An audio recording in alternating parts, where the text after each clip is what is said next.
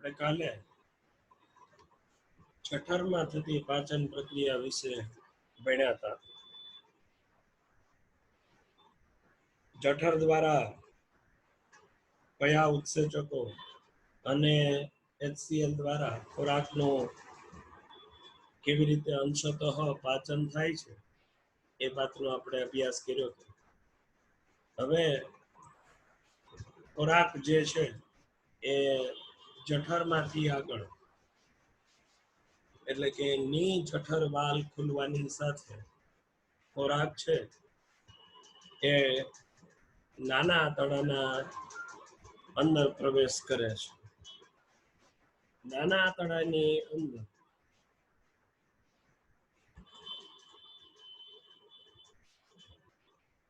ખોરાક જેવો પ્રવેશ કરે છે તો નાના આંતરડાએ ખોરાકના સંપૂર્ણ પાચન માટે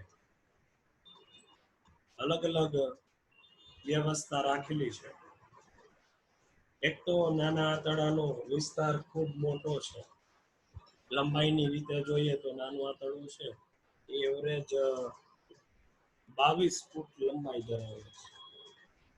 એટલે વિસ્તારની રીતે નાનું આંતરડું ઘણો મોટો વિસ્તાર છે.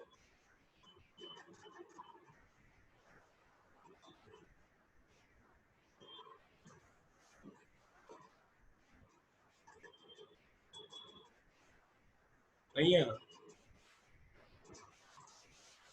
નાના આંતરડામાં વધારે સારું અને બધું પાચન થાય એના માટે પિત્તરસ, સ્વાદુરસ અને આંત્રરસ આવા 3 રસની મદદથી આંતરડાની અંદર સંપૂર્ણ પાચન પ્રક્રિયા થાય છે. અહીંયા આંતરડાની અંદર આ જે પિત્તરસ સ્વાદુરસ છે એ કેવી રીતે પ્રવેશ કરે છે તો કે નાના આંતરડાનો પ્રથમ ભાગ, બરાબર, નાના આંતરડાનો પ્રથમ ભાગ એનાથી આપણે વાત ચાલુ કરીએ જેને પક્વાશય કહેવાય. પક્વાશયની અંદર સ્વાદુપિંડનો સ્વાદુરસ અને પિત્તાશયનો પિત્તરસ એ એક કોમન નળી જેનું નામ છે યકૃત સ્વાદુપિંડ નલિકા દ્વારા પક્વાશયમાં સ્ત્રાવ થાય છે. તો સ્વાદુરસમાં કઈ કઈ વેરાયટી જોવા મળે છે એની આપણે વાત કરીએ. સૌથી પહેલા સ્વાદુરસની અંદર કઈ કઈ વસ્તુઓ હાજર છે એની આપણે પહેલા ચર્ચા કરીએ, પછી આપણે વારો લેશું પિત્તરસ. તો સ્વાદુરસની અંદર પહેલા તો વાત કરીએ તો સ્વાદુરસમાં નિષ્ક્રિય ઉત્સેચકો 3 આવેલા છે. નિષ્ક્રિય સ્વરૂપના ઉત્સેચકો છે.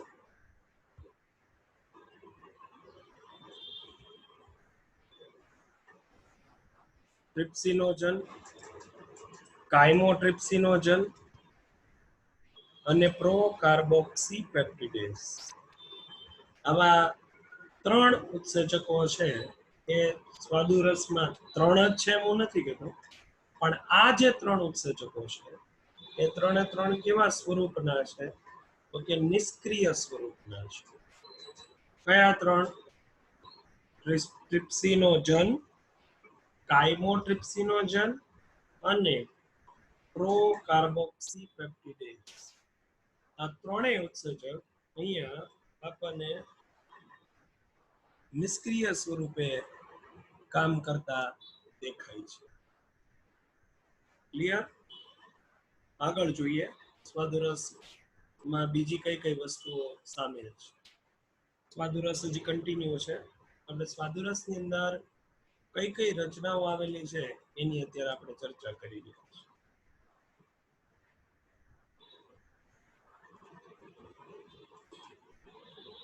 એટલે સ્વાદુરસની જે કઈ બાબત હશે હું ગ્રીન કલરની હાઇલાઇટ કરું. આ સિવાય સ્વાદુરસમાં હજી બીજા 3 ઉત્સેચક છે જે સક્રિય સ્વરૂપમાં છે. એને સક્રિય કરવાની જરૂર નથી. એક છે એનું નામ છે એમાઇલેઝ, એકનું નામ છે લાઇપેઝ અને એકનું નામ છે ન્યુક્લિયસ. આ ત્રણ જે ઉત્સેચકો છે, એમાઇલેઝ, લાઇપેઝ અને ન્યુક્લિયસ, આ ત્રણેય ઉત્સેચકો પર્ટિક્યુલરલી સ્વાદુરસના ઘટક છે. ઓલા ત્રણ તો છે જ, પણ એ ત્રણે કેવા સ્વરૂપે હતા? નિષ્ક્રિય સ્વરૂપે. ત્યારે આ ત્રણ કેવા છે? સક્રિય સ્વરૂપે.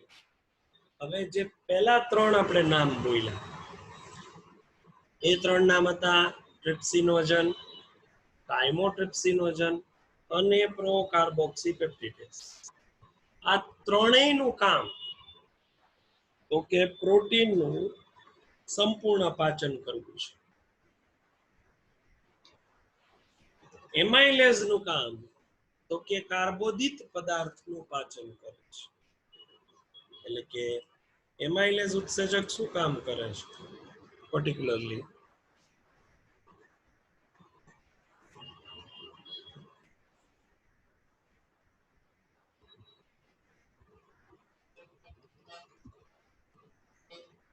તો કે એમાઇલેઝનું કામ છે કાર્બોહાઈડ્રેટ્સ નું પાચન કરવું. એટલે તો કે ગ્લુકોઝ, શર્કરા, કાર્બોહાઈડ્રેટ્સ એટલે શર્કરાનું પાચન કરવું. બીજા નંબરનો છે લાઇપેઝ. આનું કામ શું છે? તો કે લિપિડનું પાચન કરવું, એટલે કે ચરબીનું પાચન કરવું. ત્રીજો કયો છે? તો કે ન્યુક્લિયસ. આનું કામ શું છે? તો કે આપણા ડીએનએ અને આરએનએ નું પાચન કરવું, એટલે કે ન્યુક્લિક મટીરિયલનું પાચન કરવું. ઓલા ત્રણનું કામ શું હતું? તો કે પ્રોટીન, જ્યાં ટ્રિપ્સિનોજન, કાયમોટ્રિપ્સિનોજન અને પ્રોકાર્બોક્સી પેપ્ટિડેસ. અહીં અત્યારે એક મુખ્ય છે એ લખી લઈએ. પણ એ પાછો જન હતો, નિષ્ક્રિય હતો, એને સક્રિય કરવો પડે, ટ્રિપ્સિન બનાવવો પડે. અને એનું કામ શું છે? તો કે પ્રોટીનનું પાચન. અહીંયા તમે જોવો છો ખોરાકના મુખ્ય બધાય ઘટકો આવી ગયા: કાર્બોદિત, ચરબી, પ્રોટીન અને ન્યુક્લિક એસિડ, ડીએનએ. તો આમ તમે જુઓ તો સ્વાદુરસના ટોટલ ઉત્સેચકો કેટલા? તો કે 6. આ ટ્રિપ્સિન,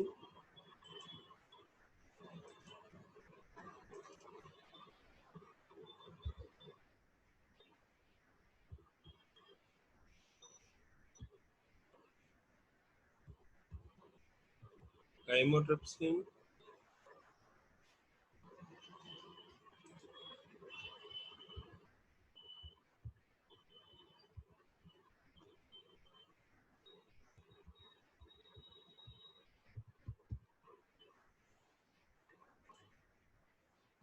ક્લિયર? એમાં આ જે 6 છે એમાંના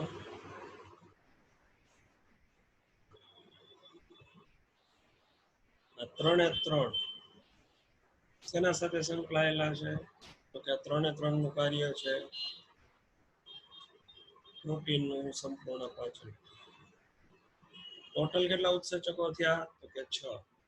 આ બધા ઉત્સેચકો કોને આપણે લખીએ છીએ?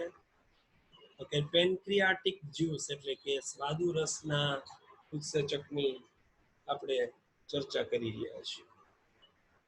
ક્લિયર?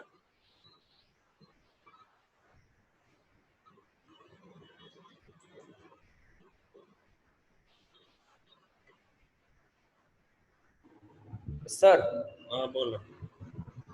આરએનએ નો ફૂલ ફોર્મ શું થાય? Ribonucleic acid. ઓકે.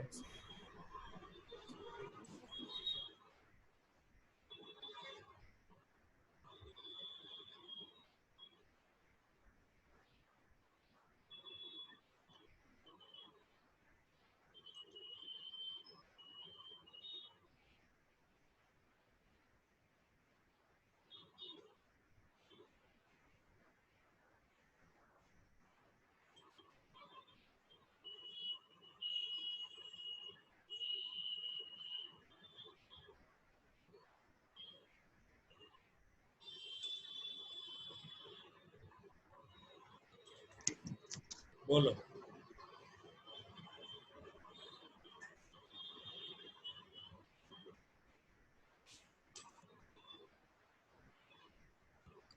સર આ ડીએનએ નું પાચન કેવી રીતે થાય?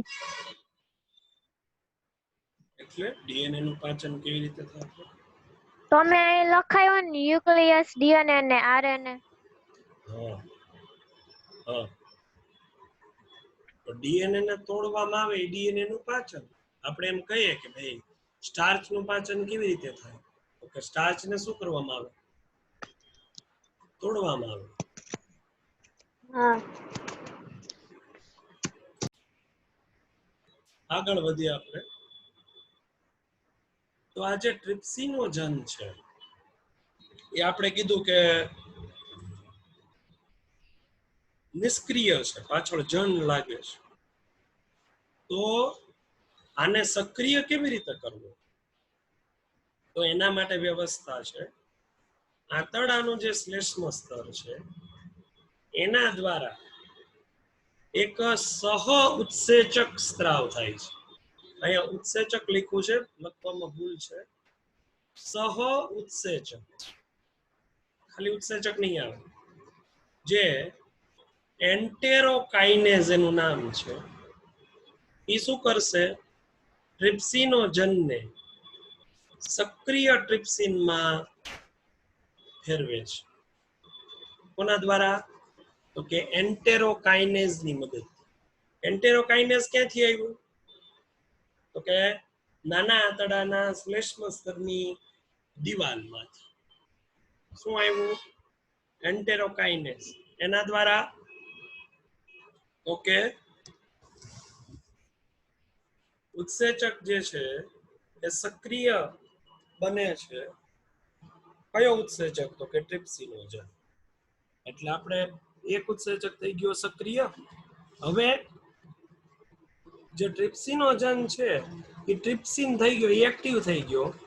તો એનો જે સાથીદાર હતો, ટ્રિપ્સિનનો જે સાથીદાર છે પર્ટિક્યુલરલી, એ શું કરશે? તો કે એના સાથીદારને એક્ટિવ કરશે. ટ્રિપ્સિન, કાઇમોટ્રિપ્સિન ને એક્ટિવ કરશે. કાઇમોટ્રિપ્સિનોજનમાંથી કાઇમોટ્રિપ્સિન બનાવશે. અને આ બે ભેગા મળીને આને એક્ટિવ કરશે. કોને? તો કે પ્રો કાર્બોક્સી પેપ્ટિડેઝ ને કાર્બોક્સી પેપ્ટિડેઝ બનાવશે. પ્રો નીકળી જશે એના નામમાં, એટલે એનું કેવું નામ થઈ ગયું? એક્ટિવ નામ થઈ ગયું. સમજાણું? ટૂંકમાં ટ્રિપ્સિનને એક્ટિવેટ કરવા માટે કોણ જોઈએ છીએ? એન્ટેરોકાઇનેઝ. જેવો ટ્રિપ્સિન એક્ટિવેટ થાય એટલે એ કોને એક્ટિવ કરશે? ટ્રિપ્સિન, કાઇમોટ્રિપ્સિન. એક્ટિવેટ થાય એટલે બે ભેગા થઈને કોને એક્ટિવેટ કરશે? તો કે પ્રો કાર્બોક્સી પેપ્ટિડેઝ ને એક્ટિવ કરશે.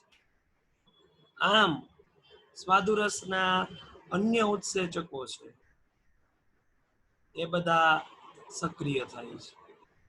જે ટ્રિપ્સિન છે એ સક્રિય થયો, જે એટલે ટ્રિપ્સિન ની વાત કરે, સક્રિય થયો. સ્વાદુરસના અન્ય ઉત્સેચકોને સક્રિય કરે છે. તો સક્રિય કેટલાને કરવાના હતા? તો કે ટ્રિપ્સિન, કાઇમોટ્રિપ્સિન અને પ્રોકાર્બોક્સી પેપ્ટિડેઝ. ઓલા ત્રણ તો ઓલરેડી સક્રિય જ છે. કયા? એમાઇલેઝ, લાઇપેઝ અને ન્યુક્લિયસ. એને ક્યાંય સક્રિય કરવાની જરૂર નથી, એ તો ઓલરેડી સક્રિય સ્વરૂપે જ છે. ક્લિયર? તો આટલી વાત હતી એ કોના માટેની વાત હતી? તો કે સ્વાદુરસ માટેની વાત. હવે આપણે વાત કરીએ બીજા નંબરનો જે રસ છે એની, એટલે કે પિત્ત રસ. પક્વાશયમાં મુક્ત થતું પિત્ત અથવા પિત્તરસ કયો, એની અંદર શું હોય? તો કે પિત્તરસની અંદર, પિત્તરસનું બંધારણ કે છે કે પિત્તરસની અંદર પિત્તરંજકો આવેલા છે. રંજક શબ્દ બાયોલોજીમાં આવે એનો અર્થ થાય કલર. હંમેશા રંજકનો અર્થ હંમેશા કલર. કયા પિત્તરંજકો આવેલા છે? તો કે બે. એક પિત્તરંજક છે એનું નામ છે બિલીરુબિન અને બીજું પિત્તરંજક છે એનું નામ છે બિલીવર્ડિન. બે પિત્તરંજકો આવેલા છે જેમાં બિલીરુબિન છે એ પીળા રંગનું છે અને બિલીવર્ડિન છે બ્લુ ગ્રીન કલરનું છે. બરાબર છે. આપણે એ પ્રમાણે જ કલર કરીએ અહીંયા વધારે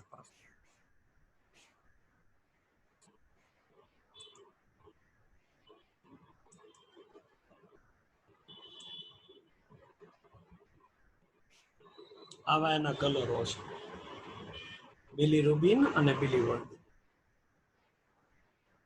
આ સિવાય અહીંયા બીજું શું આવેલું છે? તો કે પિત્ત ક્ષાર આવેલા છે. આ સિવાય કે પિત્ત ક્ષાર સિવાય એમાં કોલેસ્ટ્રોલ પણ આવેલું છે. આપણે જે કહીએ ને કોલેસ્ટ્રોલ, બધી કોલેસ્ટ્રોલ પણ આવેલું છે. આ સિવાય ફોસ્ફોલિપિડ પણ આવેલું છે. પણ મુખ્ય વાત કે પિત્ત રસમાં એક પણ ઉત્સેચક હોતા નથી. આમાં બધું ખાસ યાદ રાખજો. એમાં પિત્તરંજકો છે, પિત્ત ક્ષાર છે, કોલેસ્ટ્રોલ છે, ફોસ્ફોલિપિડ છે, પણ એક પણ ઉત્સેચક આવેલો નથી. ક્લિયર? તો આનું કામ શું? આ પાચન શેનું કરી દે? તો કે અહીંયા જે પિત્ત ક્ષાર છે ને એ હકીકતે બાકી બધા તો એટલા કઈ કામમાં નહીં આવે, પણ જે પિત્ત ક્ષાર છે એ ચરબીના તૈલોદીકરણમાં મદદ કરે છે. હવે ચરબીનું તૈલોદીકરણ એટલે શું? તો કે એની વ્યાખ્યા આપી છે તૈલોદીકરણની. એટલે કે ચરબીને તોડીને ખૂબ નાના નાના ગોલકોમાં ફેરવવાની પ્રક્રિયા, એને શું કહેવાય? તૈલોદીકરણ પ્રક્રિયા. આ સિવાય પણ એક નાનું એવું કામ કરે છે કે જે લાઇપેઝ ઉત્સેચક છે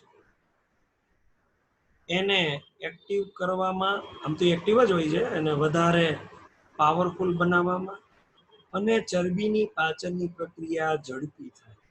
તો ચરબીની પાચનની પ્રક્રિયાને લાઇપેજીએસિસ કહેવામાં આવે છે.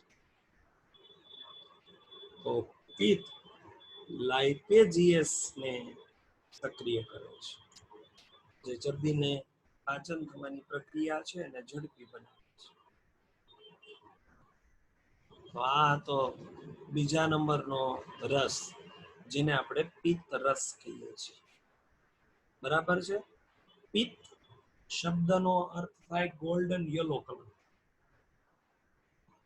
પીળા પિત્તાંબર એવો શબ્દ છે ને, પિત્તનો અર્થ થાય ગોલ્ડન યલો કલર. એમાં બિલીરુબિનને કારણે એનો કલર એકદમ ગોલ્ડન યલો છે, એટલે એને પિત્ત કહેવામાં આવે છે. સંસ્કૃત શબ્દ છે જેને ઇંગ્લિશમાં બાઇલ જ્યુસ તરીકે ઓળખવામાં આવે છે. બરાબર? આ સેકન્ડ નંબરનો રસ હતો પિત્ત રસ.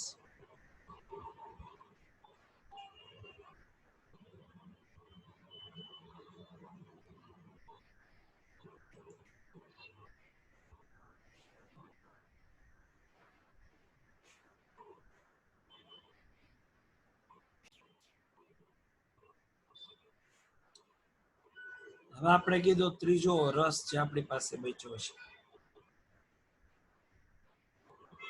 આંતરડાની જે શ્લેષ્મય આવરણ જે છે એમાં ઓલરેડી ગોબલેટના કોષો છે અને ગોબલેટના કોષોનું કાર્ય આપણને ખ્યાલ છે કે ગોબલેટના કોષો છે શ્લેષ્મનો સ્ત્રાવ કરે છે.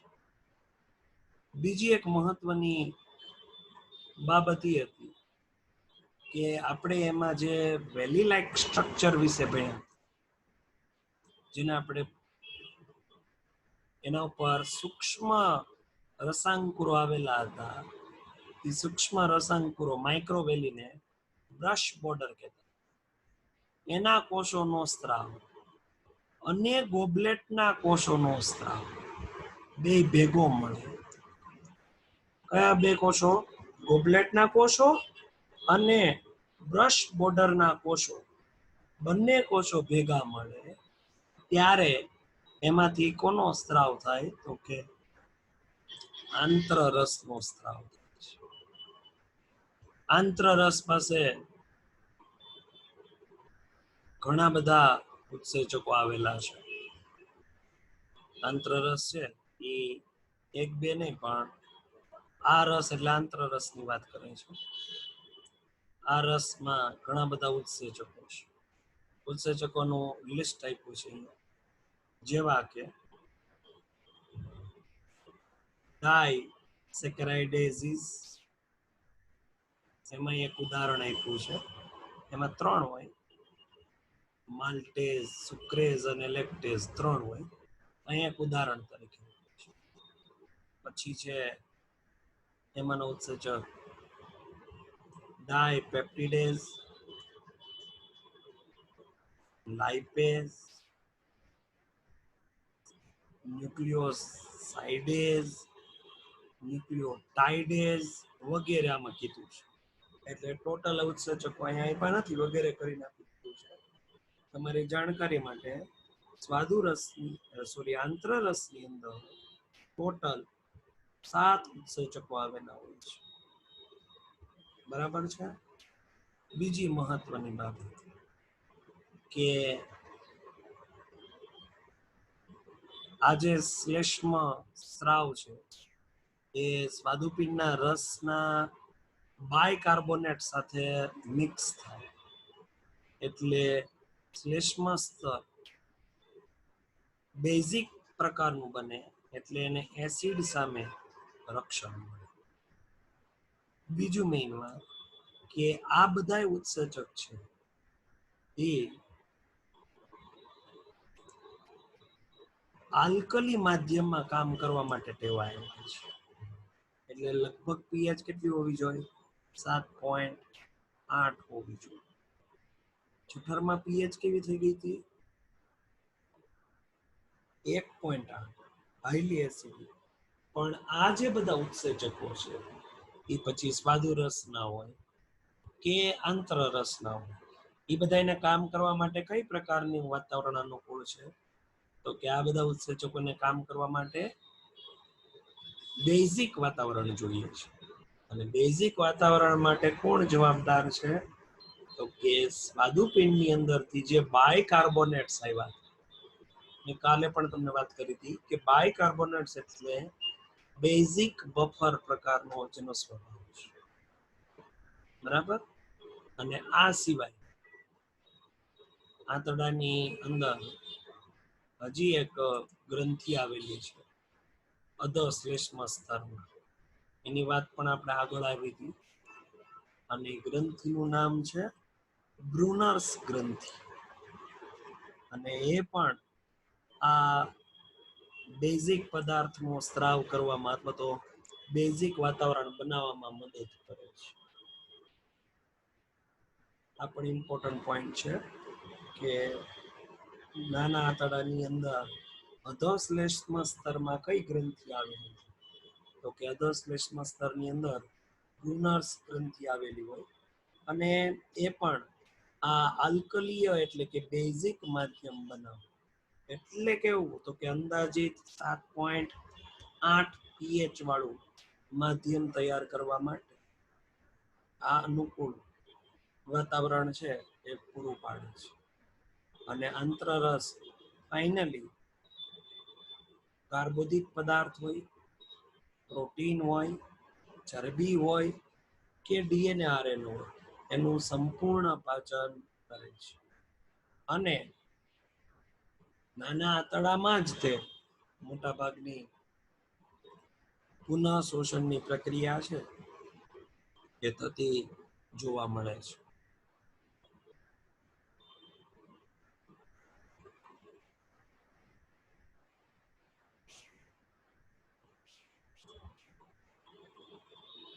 અહીંયા અલગ અલગ ઉત્સેચક કેવા પ્રકારનું કાર્ય કરે છે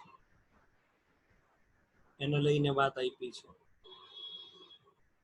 જઠરમાંથી જે ખોરાક આવ્યો એ ખોરાક કેવો હતો? તો જઠરમાંથી જે ખોરાક આવ્યો એ તો અંશતઃ પાચિત ખોરાક હતો, જેને આપણે જઠર પાક કહીએ છીએ. તો એ જે અંશતઃ પાચિત પ્રોટીન હતું, જે પ્રોટીઓસીસ અથવા પેપ્ટોન્સ ફોર્મમાં, એના ઉપર સ્વાદુરસના 3 ઉત્સેચક કામ કરે છે: ટ્રિપ્સિન, કાઇમોટ્રિપ્સિન અને કાર્બોક્સીપેપ્ટિન. તો એ શું કરશે? જઠરમાંથી આવેલા પ્રોટીન, પેપ્ટોન અને પ્રોટીઓઝીસને તેમાં રૂપાંતરિત કરશે ડાયપેપ્ટાઇડની અંદર. આ સ્વરૂપ પ્રમાણમાં ઘણું પાચિત સ્વરૂપ કહેવાય. હજી એનું સંપૂર્ણ પાચન પ્રોટીનનું થઈ ગયું એવું આપણે નથી કહેતા, પણ સ્વાદુરસના 3 ઉત્સેચકોએ પ્રોટીન ઉપર એટેક કરી અને એને ફાઇનલી ડાયપેપ્ટાઇડ સ્વરૂપમાં રૂપાંતરિત કર્યા છે. બરાબર છે? આ સિવાય સ્વાદુરસનો એક ઉત્સેચક હતો એમાઇલેસ. જે કઈ પોલિસેકેરાઇડ આવ્યા છે જઠરમાંથી, એને શેમાં રૂપાંતરિત કરશે આ ઉત્સેચક? તો કે ડાયસેકેરાઇડ. દાખલા તરીકે માલ્ટોઝ. ડાયસેકેરાઇડ 3 હોય, એ આપણે આગળ જોઈશું વિસ્તૃત. હજી એક ઉત્સેચક હતો લાઇપેઝ અથવા લાઇપેઝ. આ લિપિડનું પાચન છે એ સામાન્ય રીતે કરે, પણ અહીંયા આ પ્રક્રિયા કોણ કરે છે? તો કે પિત્તરસ કરે છે, અને પછી એમાં લાઇપેઝની અસર આવે છે. પહેલા પિત્તરસ શું કરે છે? તો કે લિપિડને નાના નાના ગોલકોમાં ફેરવે છે, અને નાના ગોલકો ઉપર લાઇપેઝ અસર કરે, અને લાઇપેઝની મદદથી મોનોગ્લિસરાઇડમાં રૂપાંતરિત થતું હોય છે. તો આ તો ફાઇનલી છેલ્લે જે સ્વાદુરસનો એક હજી મુખ્ય ઉત્સેચક છે એની વાત કરીએ. એ ઉત્સેચક છે સ્વાદુરસનો કયો? તો કે ન્યુક્લિયસ. એની વાત કરીએ તો એ ન્યુક્લિક એસિડ ઉપર કામ કરે છે.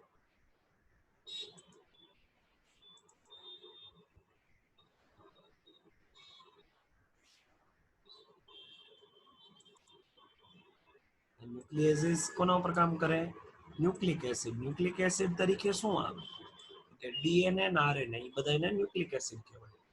એને રૂપાંતરિત પેલા ન્યુક્લિયોટાઇડમાં કરશે, અને છેલ્લે એને ન્યુક્લિયોસાઇડ્સમાં રૂપાંતરિત કરશે.